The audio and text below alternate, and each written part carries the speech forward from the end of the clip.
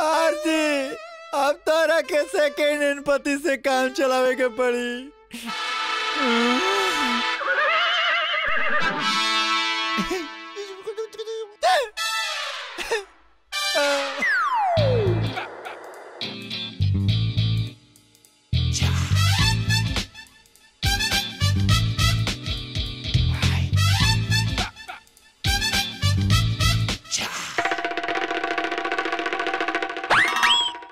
अगर जे ए लड़की से बियाह हो जाता वे तो ये जोग में ओकर 7 दिन के अंदर मृत्यु निश्चित बा।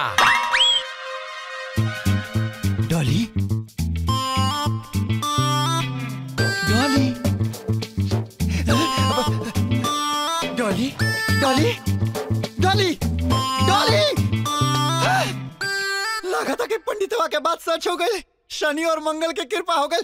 मोबाइल कहाँ बा? Mobile, mobile. हेलो, मर गई, मर गई। हेलो, हेलो, देखो खुशखबरी बा। का? अरे मर गई। मर गई? हाँ, मर गई। एक और रोता। अरे तो तलवा है। अरे ओकरा के बोल के हमार मेहरारू मिल भी ओकर सास ना। जल्दी से अंतिम संस्कार के सगरी व्यवस्था करके जल्दी से आ जा सरे। हाँ, मर गई, मर गई, मर गई, मर गई, मर गई, मर गई, मर गई, मर गई, मर गई, मर गई। माई, गोड़ लागता नी माई। खुश रहा बेटा। का खबर बा? अरे सब एकदम हो गई माई। अरे का हो गई? अरे मर गई माई, मर गई। अरे चुप कर, इतना खुश ना होके के। अरे ओहो तो केहू के बेटिया रही। अच्छा कब आवा तड़ा तू? ऐसन बा माई, जैसे ओकर काम क्रिया करा लेता नी ओकरा बाद भाग के तोरा लगा जाए। ठीक बा, चल फोन रख। हाँ हाँ ठीक। का भइल हो? बेचारी मर गई। हाँ? या आरती, गुड मॉर्निंग।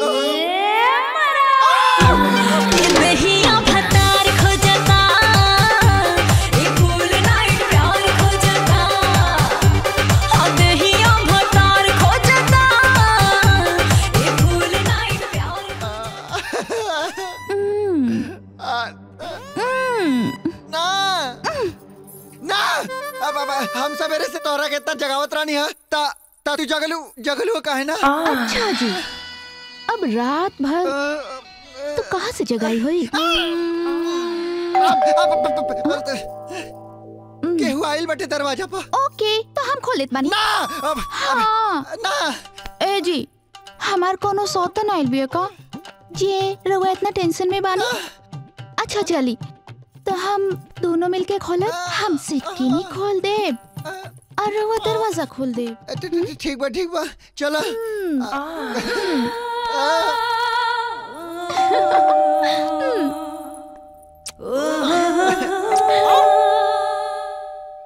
कहाँ बा? पता नहीं यार।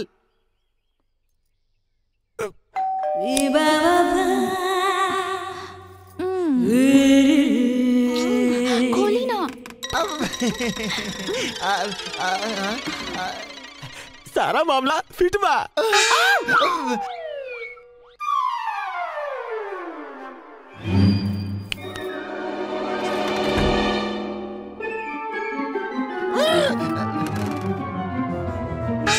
अरे का भइल?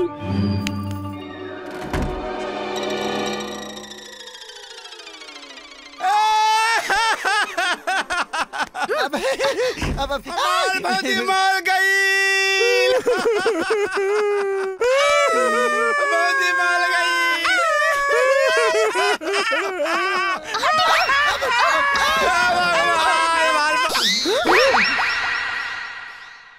ये सब केकरा खातिर? तोहला था दिल।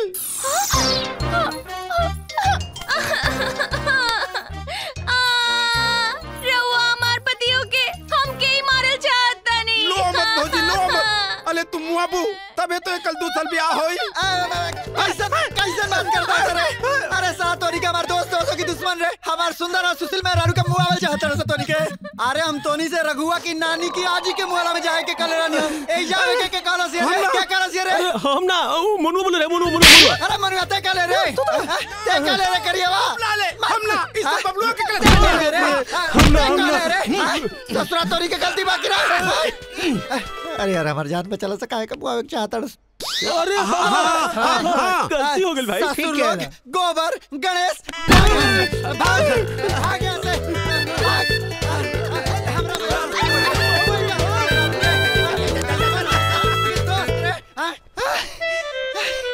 जानू सगरे गलत फहमी हो गई लाला ब्लंडर मिस्टेक जानू